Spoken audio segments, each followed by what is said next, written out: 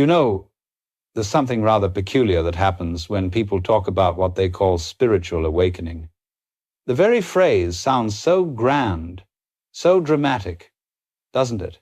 One imagines clouds parting, golden light pouring down, harps playing in the background, and the individual standing there with a knowing smile, finally having arrived at some divine understanding of life. But that, you see, is precisely the misunderstanding. Awakening isn't a prize. It isn't a medal you hang around your neck. It isn't even something you do. It happens almost by accident, when you begin to notice that the things you once took terribly seriously aren't quite as solid as you imagined. You begin to see the cracks in the wall of your own certainty. And at first, this is deeply troubling, because what you are losing is not ignorance. You are losing illusion, and illusion is often what keeps us comfortable. The trouble with awakening is that it begins not in ecstasy, but in unease. You start to suspect that the game you've been playing, this business of being a person who must prove himself, defend himself, and justify his existence, may not be what it seems. You look around and realize that everyone is busily pretending to be sure, pretending to be important, pretending to know where they are going. And suddenly, you see through it. You see that the emperor, as they say, has no clothes. Now, that's an uncomfortable realization, because when you see through the game, you can't go back to pretending that it's real. You can't unknow what you now know. And for a time, that makes you feel like a ghost walking through a masquerade ball. Everyone is dancing, everyone is smiling, and you're standing there thinking, but none of this is real, is it?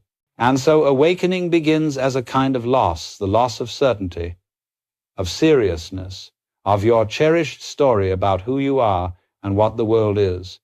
And because of that, most people don't want it. They want the benefits of enlightenment without the bankruptcy of illusion.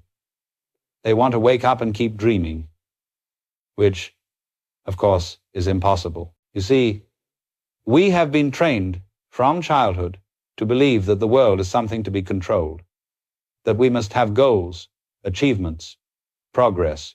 And suddenly you begin to feel that perhaps life is not a problem to be solved, but a mystery to be experienced. That realization undermines the whole machinery of our ambition.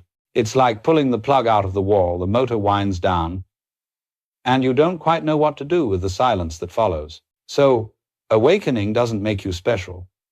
It makes you transparent. It doesn't make you powerful, it makes you free.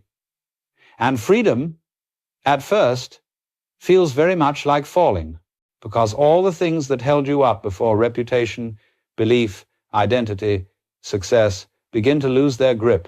And there you are, suspended in midair, realizing that perhaps there was never any ground to stand on in the first place. That's the trouble with awakening. It strips away the comfortable lies but offers nothing to replace them. And yet, hidden in that nothing is the beginning of everything real. Because when you cease to clutch at the false, the true begins to reveal itself, quietly, naturally, without effort. It isn't something you achieve. It's what's left when there's no one left to achieve it. And so this journey begins, not with a trumpet blast or a shining vision, but with a simple question: is this all there is? And when that question is asked with absolute sincerity, with no attempt to escape into easy answers, that's the first crack in the shell. Through that crack, the light enters. The trouble with awakening, you see, is that it destroys the illusion of trouble itself. It takes away the comfort of your prison and leaves you standing in open space.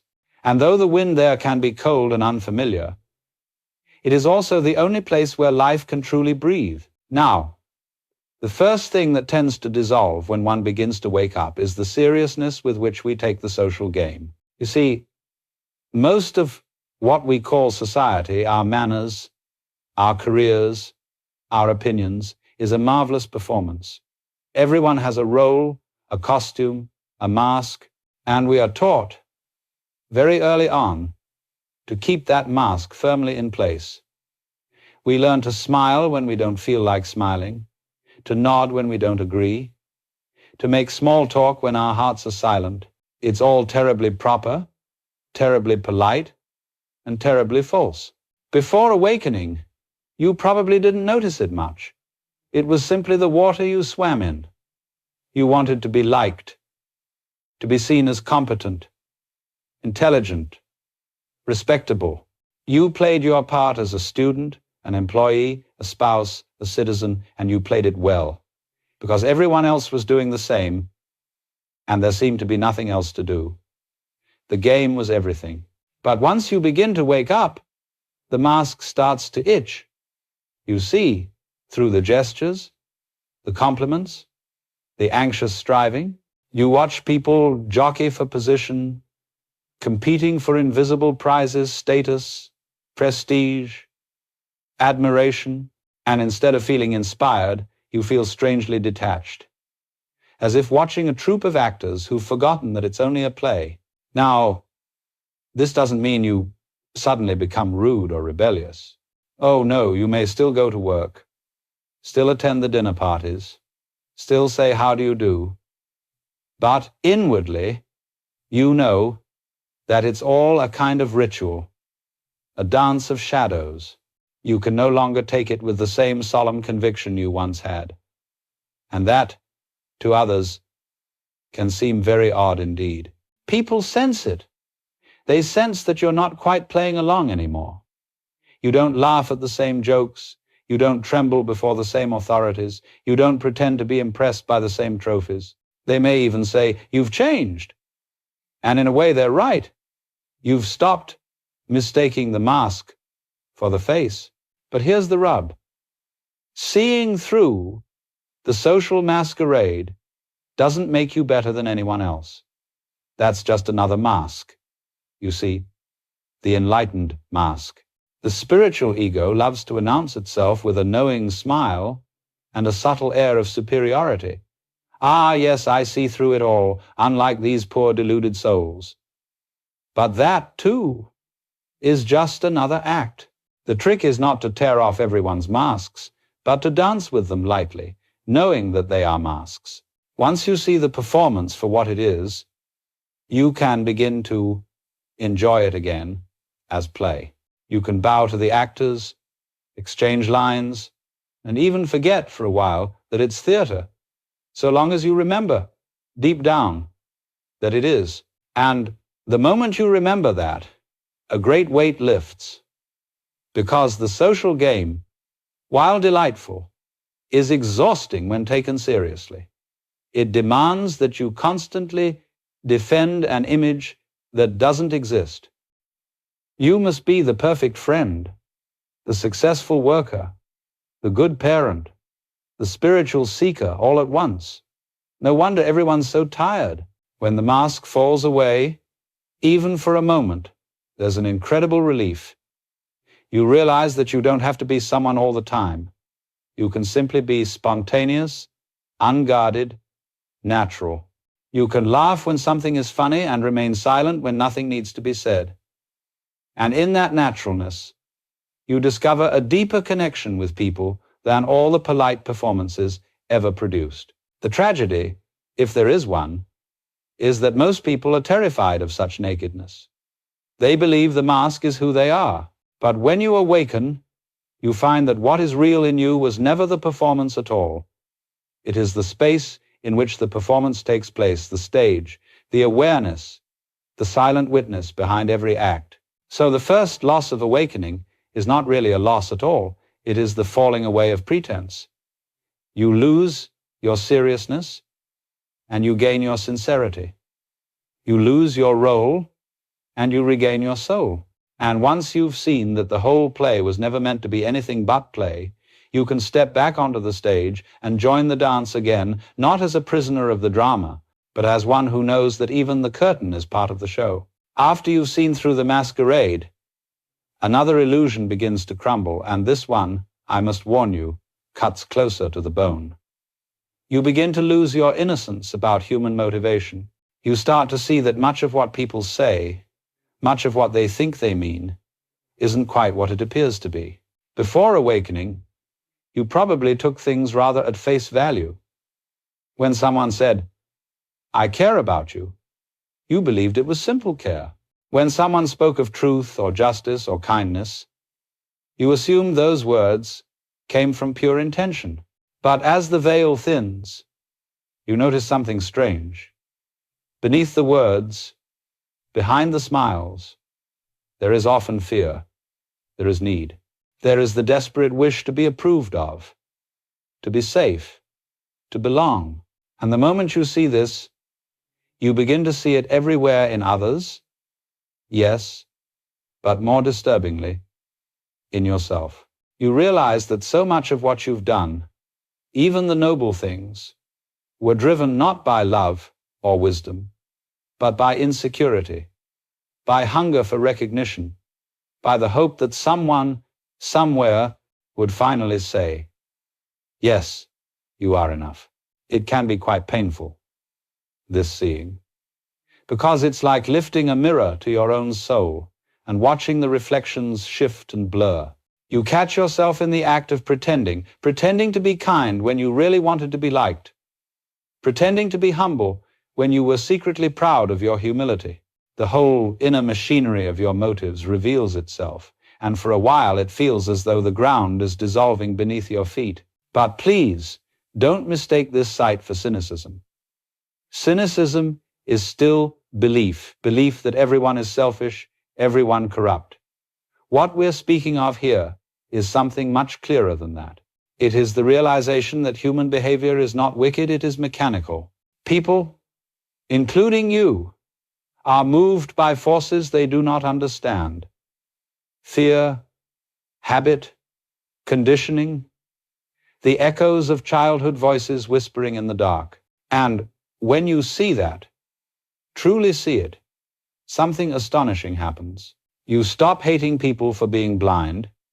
You stop expecting the world to act otherwise than it does. You no longer burn with righteous indignation because you understand you, too, were asleep once.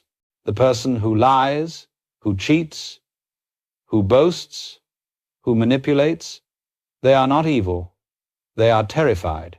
They are trying to build a fortress of meaning out of straw because they have never been shown that the sky itself needs no walls. When this realization dawns, your judgments fall away, and what remains is compassion, not the sentimental kind, but a quiet understanding that life is doing its best through every frightened, struggling creature, even through you. And that's the real loss here. You lose the comforting illusion that people, including yourself, are simple. You see that we are all full of contradictions, layers upon layers of dreams. You lose the naive belief that good intentions are enough, that sincerity alone can save us. But in losing that innocence, you gain wisdom. You become impossible to fool, because you no longer need to believe that anyone, yourself included, is purely good or purely bad. You begin to live with open eyes. You see the saint and the scoundrel intertwined in everyone, even in the mirror. And instead of despairing, you begin to laugh, not mockingly, but tenderly, because you see that the human comedy is just that, a divine comedy. The universe playing hide and seek with itself, wearing masks of virtue and vice, of sinner and saint, all in the same breath. So the second loss of awakening is the loss of your moral innocence, your sentimental faith in appearances.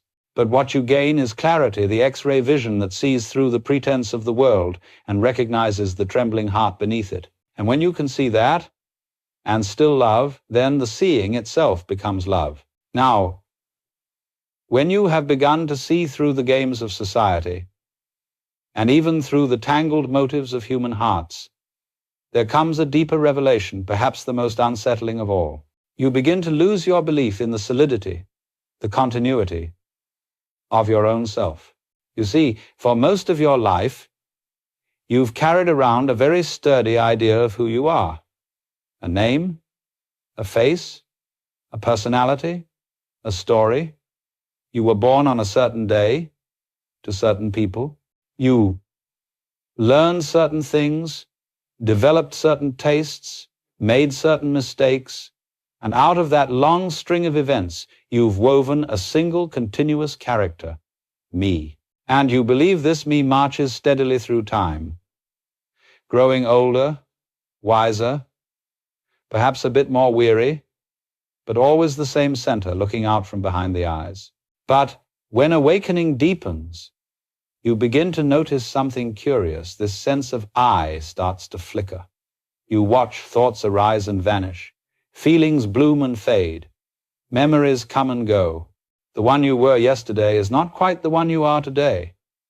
The voice in your head has changed accents more times than you can count. And yet, you insist there must be a real you somewhere holding it all together. So, you look for it. You turn your gaze inward, like a torch, searching the depths of a cave. You look in the mind, only thoughts. You look in the heart, only sensations. You look in the body, only movement, heartbeat, breath. You find processes, patterns, currents, but no fixed point, no solid pearl at the center. And this discovery is both thrilling and terrifying, because if there is no fixed self, who is steering the ship? Who makes the choices, bears the guilt, receives the praise? Who will die and who will live on? The mind panics. It clings to the old story, like a child clutching its blanket in the dark. But stay with it.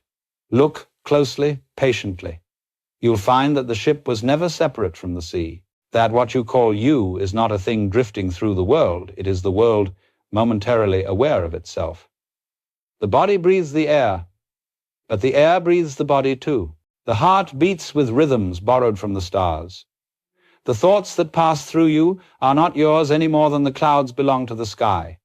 They appear, they change, they dissolve. When this sinks in, not as an idea, but as a living recognition, everything changes. The struggle to define yourself, to defend the image, to make the world validate your story, simply ceases to make sense, because there is no thing to defend. There is only this unfolding, this play of form and emptiness, forever appearing and disappearing in a dance too vast for ownership. And then, strangely, instead of feeling small, you feel boundless. Instead of being lost, you realize you were never anywhere else. The self that you thought was trapped inside the skull turns out to be as wide as the horizon. The eyes no longer look at the world, they are the world, looking at itself. This is the third loss, the loss of a fixed identity, the comforting fiction of being a permanent someone. But in that loss lies the greatest discovery. For when you stop trying to be something, you find you are everything. The wave no longer fears the ocean because it knows it was never anything else. And so the game changes again. You are still here.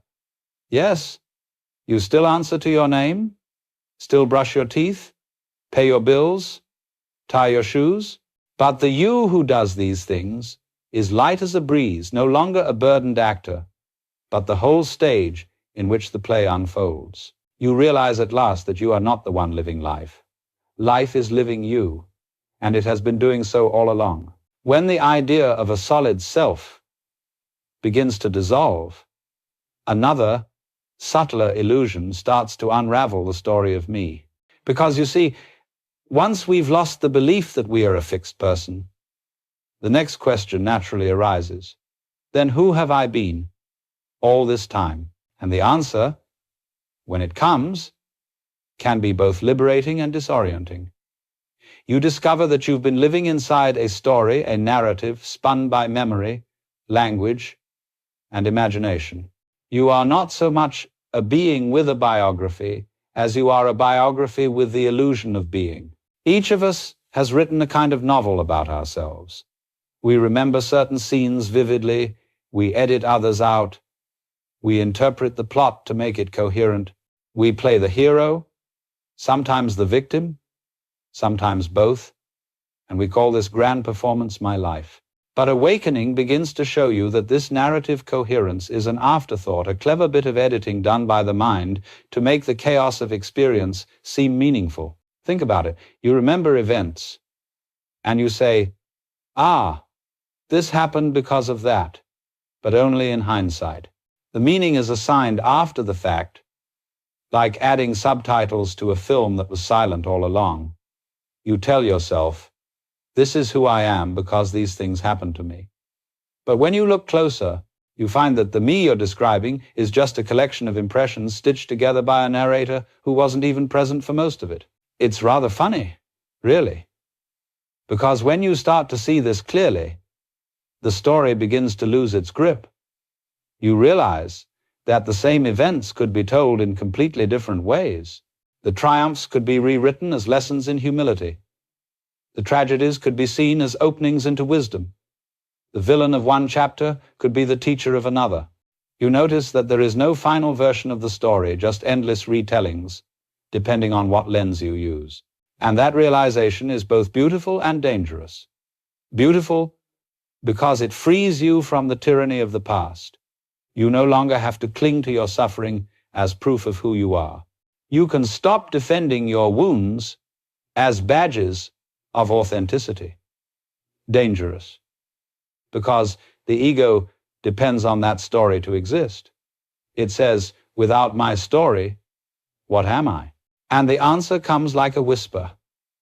You are what was there before the story began, and what remains after the last word fades. When you see that, the attachment to your narrative softens. You can still tell your story. It's not as if you forget your name or your history, but you tell it with a wink. You know, it's a costume. You can slip in and out of it like an actor who remembers he's on stage. You still play the part, but the part no longer confines you. This is what freedom really means. Not escaping the story, but recognizing it as play, as the universe telling itself tales for the sheer delight of the telling. You become a storyteller, not a prisoner of your tale. And that's the fourth loss, the loss of your need to be your story. You stop clutching the past as identity, and you stop projecting the future as destiny. You begin to live between the lines, in the silent awareness that watches the book of life being written and rewritten in every moment. When the story loosens, life becomes lighter. You no longer carry the burden of explaining yourself. You no longer need to justify your existence to the plot. You see that even your mistakes were part of the script, and that the author, whoever or whatever that is, never made an error. So you laugh. You laugh at the seriousness with which you once narrated your tragedies, and you laugh at the earnestness with which you sought to make sense of it all, because now you see the meaning was never in the story, it was in the telling. The joy was never in the conclusion, it was in the dance of becoming. And when that sinks in, the story of me dissolves into something infinitely larger, the story of existence itself, unfolding as this moment, and this one, and this one, forever new. And so, once the story begins to loosen its hold, you come upon another curious loss, the loss of your faith in what I like to call the religion of achievement. From the time we could walk, we've been taught to climb, to reach, to become. Life, we were told, is a ladder, each rung a little higher, a little better, a little more important than the one before. We've been trained to measure our worth by how far we've ascended, and to feel secretly ashamed if we're not perpetually improving. Now, awakening has a way of ruining that sort of thing, because when you begin to see clearly, you notice something rather embarrassing. No matter how much you achieve, the satisfaction never lasts. The trophy gleams for a moment, the applause fades, and the old hunger returns, only now disguised as the next goal. And so the chase continues, endlessly, restlessly. You start to see that the whole structure of striving is built on a subtle insult, the belief that you are not enough as you are, that life as it is somehow incomplete, that something out there, ahead, above, will finally make it whole. But awakening whispers, gently but firmly, no, there is nothing to reach because you are already where you are going. Now that sounds terribly lazy, doesn't it? Our culture thrives on ambition. We bow to the altar of productivity. We define virtue by busyness, purpose by exhaustion. So, to suggest that all this striving might be a form of sleepwalking sounds almost heretical. But you see, there's a profound difference between movement that arises from fear and movement that arises from play. When you act because you think you must prove something, you are never truly present. You are always somewhere ahead of yourself, chasing an imaginary future that keeps receding as you run. But when the chase collapses, when you no longer need to justify your existence, something extraordinary happens. You still move, you still create, but the movement becomes effortless, like music unfolding. This is what the Taoists call wu-wei action, without strain, doing without the compulsion to control. The river flows, the bird sings, the planet spins, and none of them are trying. So too, when you see through the religion of achievement, you discover that your own life can flow that way. Purposeful without purpose, active without anxiety. You may still work, of course. You may still build, invent, love, raise children, paint pictures, start businesses, but you do it not as a means to an end, because there is no end to reach. You do it because it's delightful to participate in the dance of creation, because the universe is expressing itself as your hands, your words, your laughter, and then the whole flavor of life changes. Success and failure lose their sting, because neither defines you. You begin to see that every outcome is just another wave in the same ocean. You can fall and rise, gain and lose, without panic, because you've stopped measuring your worth in the currency of becoming. This, then, is the fifth loss, the loss of your devotion to the cult of achievement. You lose the anxious need to arrive, and in doing so, you arrive everywhere. For the truth, which the wise have whispered for centuries, is that life has never been a race at all. It is not a climb, but a dance. And you do not dance to get somewhere, you dance because the music is playing. After the fever of achievement cools, another habit begins to lose its grip, the deep, unspoken hunger for approval. You see, so much of what we do, consciously or not, is an elaborate attempt to be seen and approved of by others. We want to be thought of as kind, intelligent, spiritual, successful, attractive, anything, really, that will confirm that we exist and that our existence is valid. From childhood, we've been conditioned to look outward for reflection. A smile from mother meant we were good, a frown meant we were bad. And ever since, we've been chasing those smiles in 1,000 forms: applause, compliments, titles, likes, followers, admiration. The whole business of the social world is, at bottom, a vast exchange of approval tokens. But awakening has an inconvenient way of spoiling the trade. Because when you begin to see clearly, you realize that the opinions of others are only mirrors reflecting their own dreams. When someone praises you, they're praising their idea of you, not you yourself. When they criticize you, they're arguing with a picture in their own mind. And the you that they see, or that you try so desperately to maintain, is a fiction, a role in their play.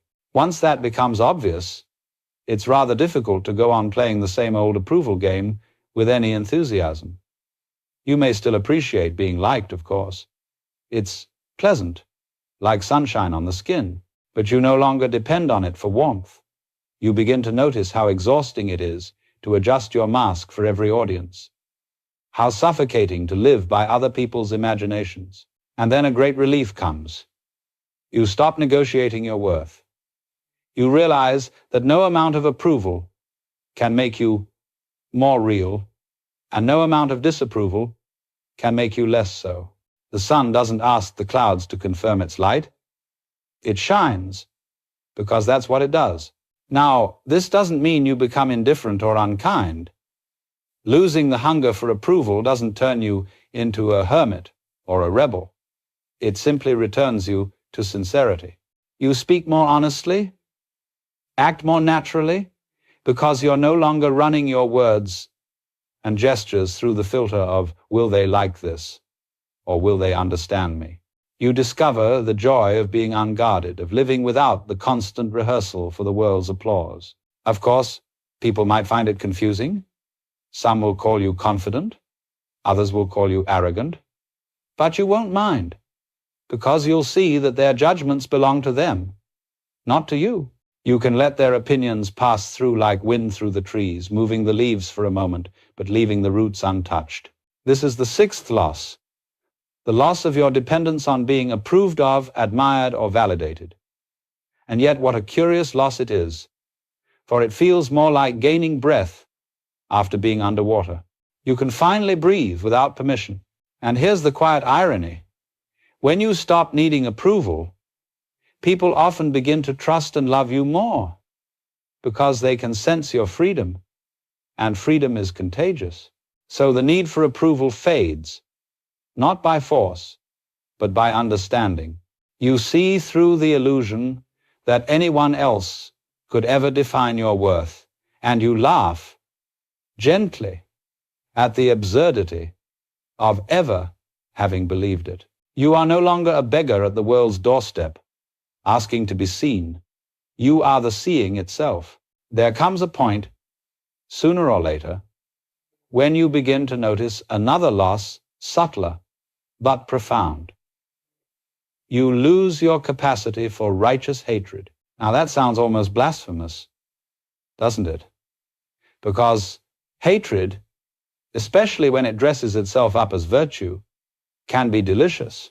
To be angry on behalf of goodness, to condemn the wicked, to stand firm against the wrong, it gives us a sense of purpose, of moral clarity. It makes us feel powerful, as though we, at least, are on the side of the angels. But when awakening deepens, that particular pleasure begins to sour. You start to see that every villain, every tyrant, every cruel or foolish act arises from the same confusion and pain that live inside you. The line between the good and the bad, the just and the unjust, is no longer drawn out there in the world. It runs straight through the middle of your own heart. And suddenly, hatred becomes impossible to sustain, because to hate them is, in some strange way, to hate yourself. You see that the anger you fling outward circles back like a boomerang, striking the very place from which it was thrown. Now, this doesn't mean you become passive or naive. Compassion does not mean complacency. If a fire breaks out, you still put it out, but you don't need to curse the flames. When harm is being done, you may intervene. You may set boundaries. You may act firmly, even fiercely. But the fire in your heart is not the fire of revenge. It's the steady warmth of understanding. For once you see how people are shaped by fear, by upbringing, by ignorance, by wounds passed from generation to generation, the idea of evil begins to lose its sharp edges. You begin to understand that cruelty is simply suffering turned outward, that even the most monstrous behavior is a twisted expression of longing, the longing to feel safe, to feel real, to feel loved. And when that realization dawns, the old appetite for judgment fades away. You can no longer feed on condemnation. It tastes like ash. The thrill of outrage, which once made you feel alive, now feels like poison in the system. You lose the pleasure of being right, and with it, the intoxication of having enemies. It's a strange loss, because hatred once gave you energy, a sense of purpose. Without it, you may feel a little empty at first. You look for that familiar spark of indignation, that righteous rush, and it's gone. But if you stay with the emptiness, something else begins to move, a deeper current, quiet and immense. Compassion, not as sentiment, but as seeing. You see that everyone, yourself included, is doing their best with the light they have, and that the light is sometimes faint indeed. You see that no one ever truly wins or loses in this human drama. The pain of one is the pain of all. And when that truth seeps into your bones, you can no longer separate us from them. That's the seventh loss. You lose the satisfaction of being right, the comfort of dividing the world into saints and sinners. But in losing that, you gain a new clarity, the ability to act without hatred, to see without blindness, to respond without violence in the heart. And then, the strangest thing of all happens. Life becomes gentler, even when it's fierce, because you realize that the only thing that ever truly heals the world is not judgment, but understanding. After losing the need to hate and to divide, another idol begins to crumble, the idol of consistency. You see, one of the great myths of our civilization is that a mature person must always be consistent. We admire people who are the same through and through, who hold firm opinions, who know their own minds and stick to them. We are suspicious of anyone who changes because change makes us nervous. And yet, when you begin to wake up, you realize that life itself is anything but consistent. The seasons change, the tides turn, clouds gather and dissolve, and you, being part of life, are no different. The idea that you should always think, feel, and believe exactly the same things is a form of violence against the living flow of your own nature. Before awakening, you probably worked hard to maintain a stable image. You had an identity to protect. I'm this kind of person, not that kind. And once you made a statement, you had to defend it. No matter how much your understanding evolved, you couldn't contradict yourself, because consistency was equated with integrity. But awakening shows you that integrity is not the same as rigidity.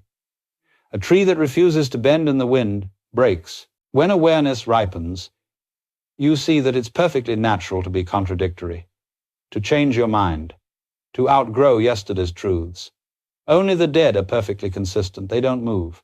But the living are fluid, unpredictable, open to surprise.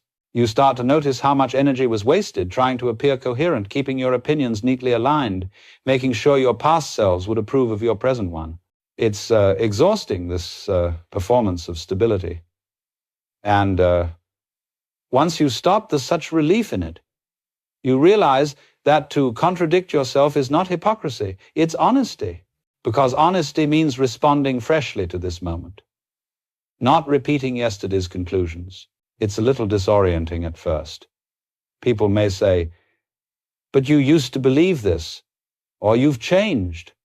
And you'll smile and say, "Of course. Isn't that what life does?" You'll notice that your old need to defend your viewpoints fades away. You can say, "I don't know," without embarrassment. You can explore both sides of an argument without needing to land on either. And in that openness, your mind becomes spacious. Ideas can come and go freely, like birds through open windows. You stop clinging to beliefs as possessions and begin to use them as tools, helpful when needed, set down when they're not. That's the eighth loss, the loss of the false security that comes from being consistent. You lose the comfort of a fixed position, yes, but you gain the freedom of movement.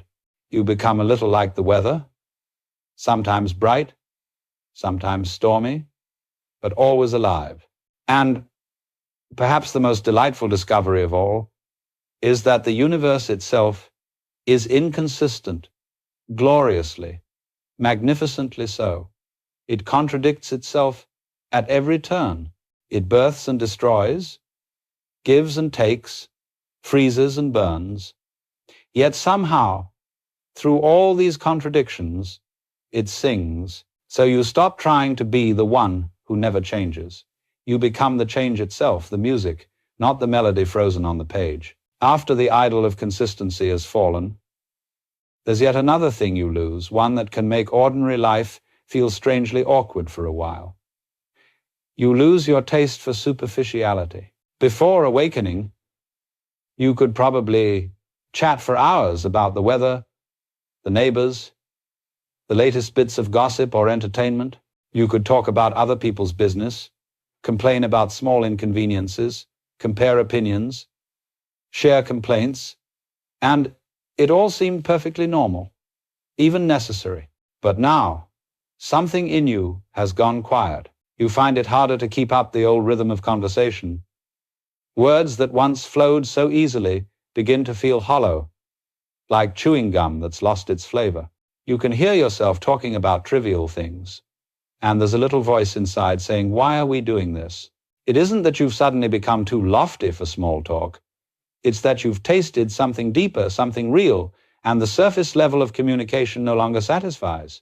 You crave honesty, stillness, depth. You'd rather sit in silence with someone than exchange 100 empty phrases. You'd rather feel a person's presence than perform the dance of politeness. And this can make you feel a bit alien, because most people are not comfortable with that depth. They prefer the safety of chatter. The silence between sentences frightens them. They feel it as a gap that must be filled. But you no longer fear the silence. You've begun to recognize it as the only thing that ever speaks the truth. So you sit in a cafe with friends, and the conversation swirls around the latest scandal, the newest gadgets, the endless cycle of worldly concerns. You listen, but you no longer feel drawn in. You feel like an observer, not superior, but separate. You can't help but see the futility of it, this endless spinning of words to avoid the stillness at the center. And yet, there is compassion in this seeing. You realize that you too used to speak that way, because the surface is safe. The deep waters of being are vast, and not everyone is ready to swim. So you smile, you nod, you may even join in now and then, but you do it lightly. You no longer confuse conversation with connection. Sometimes you find someone else who has seen through the surface too, and when your eyes meet, there's an immediate recognition, a shared silence beneath the words. You can talk about anything or nothing, and it doesn't matter, because what matters is not the topic, but the presence behind it. That's the 9th loss, the loss of satisfaction in the shallow waters of human interaction. You lose the ability to pretend that distraction is nourishment. And though it can make life seem lonelier for a time, the loneliness doesn't last. It transforms into solitude, a rich, luminous aloneness that's full rather than empty. You begin to discover that even silence can be conversation. You can sit beside a tree, or a cup of tea, or a sunset, and feel perfectly understood. You no longer need the noise to fill you, you are already full. And that's when you realize that what you thought was loneliness was only the absence of noise, and in its place you find presence. And now we come to the last of the great losses, perhaps the most subtle, and certainly the most devastating to the ego. It is the loss of hope for a final arrival. You see, from the beginning, you were told, sometimes by religion, sometimes by philosophy, sometimes by your own restless heart, that one day, if you did all the right things, you would arrive. That there is a summit to climb, a conclusion to reach, a state to achieve where everything would finally make sense, and you could rest. It may have been called enlightenment, success, heaven, self-realization. The names don't matter much, only the promise. One day, everything will be complete. But as awakening deepens, you begin to see that this promise was never true. Not because life is cruel, but because it was never built to end. It moves like music, not toward a final chord, but through an endless series of changes, themes, and variations. And what we call arriving is only another verse in the song. At first, the loss of this hope can feel bleak. You look around and realize there is no ultimate destination waiting just beyond the horizon. Every goal dissolves into another. Every conclusion opens into a new question. You might even feel betrayed, as if existence has played a trick on you. But slowly, something begins to dawn. You start to see that the longing for arrival was itself the source of your restlessness, your unease, your constant sense of lack. It was a mirage shimmering just ahead of you, forever retreating as you walked. And all the while, the oasis you sought was under your feet. Life is not a journey with a destination. It is the journeying itself. It is the act of walking, not the place you reach, that matters. Every breath is arrival. Every heartbeat is homecoming. The mind, of course, resists this truth. It wants closure, certainty, a final chapter where the hero wins and the credits roll. But awakening whispers, there are no credits, the film never ends. And what a relief that is, because if it ended, the miracle would be over. The dancer would stop dancing, the wave would stop moving, the universe would stop becoming. To lose the hope of final arrival, then, is to discover the living freedom of the eternal now. The idea of finally being okay collapses, and in its place arises a quiet recognition: you were never not okay. You were only dreaming of elsewhere. And so, the seeker fades away, because the search has dissolved into seeing. You don't wake up at the finish line, you wake up to the realization that there never was one. This loss feels, at first, like the death of meaning. But what actually dies is the false meaning, the meaning built on condition, on becoming, on the fantasy of someday. And in its absence, a truer, humbler meaning begins to breathe, the meaning of being alive right now, in this incomprehensible mystery, without any reason at all. You may still feel sadness, joy, confusion, clarity. Life doesn't stop being what it is. But you cease trying to convert it into something else.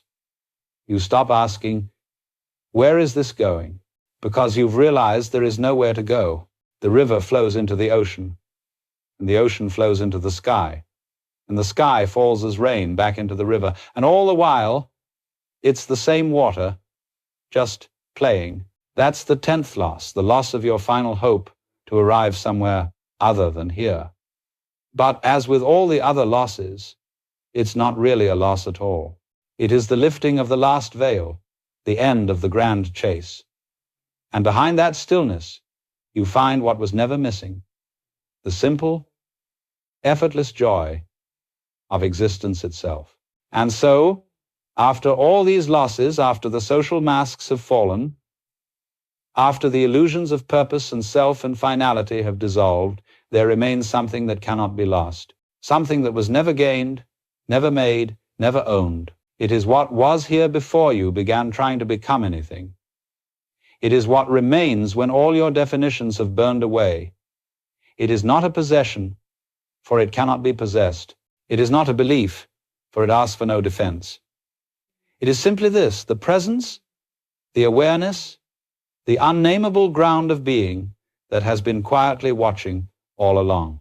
You might call it consciousness, or spirit, or God, or simply I. But none of those words will do. They are only fingers pointing toward the moon. What matters is not the finger, it is the seeing. When the layers of illusion peel away, what you discover is not some grand, new truth waiting at the end of the road, but the silent fact that you were never not this. You were never not the awareness in which all of this appeared. The laughter, the tears, the triumphs, the failures, the search, the awakening itself. It all arose and vanished within the same stillness that you are. And what a surprise that is. Because for so long you believed you were a fragment, a creature trying to return to its source. And now you see you were the source all along, pretending to be a seeker, just for the joy of the adventure. When this is seen, a curious peace arises, not the peace of having answers, but the peace of not needing any. You no longer cling to the world, yet you no longer reject it either. You move, You rest, you speak, you love, all without the burden of becoming. You are not trying to be spiritual anymore. You are not trying to stay awake. You are not even trying to live correctly. You are simply living. The sunrise rises, the rain falls, the body breathes, the heart beats, all by itself. You realize that life never needed your permission to happen. And so freedom dawns not as a conquest, but as surrender. Not as something you attain, but as the recognition that there was never anything to attain. You are already what you were seeking, the ocean that dreamed it was a wave, the sky that believed it was a cloud. Now, to the mind, this may sound like an ending, a conclusion, the last page of the book. But it isn't, because there is no last page. The book writes itself forever, and every word is this same awareness taking shape. You cannot step outside it. You cannot lose it. Even when you forget, it remains. Even when you suffer, it holds you. Even when you die, it goes nowhere, for it was never born. You see, what you are is not in time. You appear and disappear within it. Yes, this body, this story, this moment, but the seeing itself, the knowing itself, has no edges. It has never moved an inch from eternity. And when this is known not by the intellect, but by the simple recognition of being, all seeking falls away, and what remains is laughter, because it was so close, so obvious, so ordinary, that you missed it while searching for something special. Everything you lost, your seriousness, your illusions, your ambitions, your fears, was never truly real. It was the dream that consciousness told itself to make the game interesting. The masks, the stories, the games of becoming all of it was play. Beautiful play, necessary play, but play nonetheless.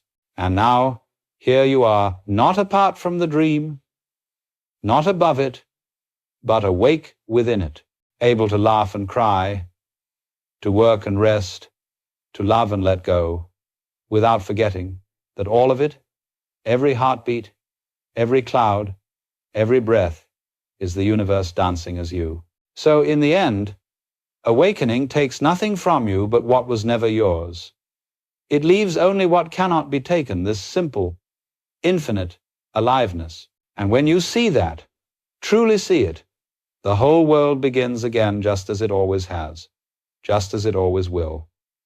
Only now, the game is no longer a trap, it's a dance, and you are free.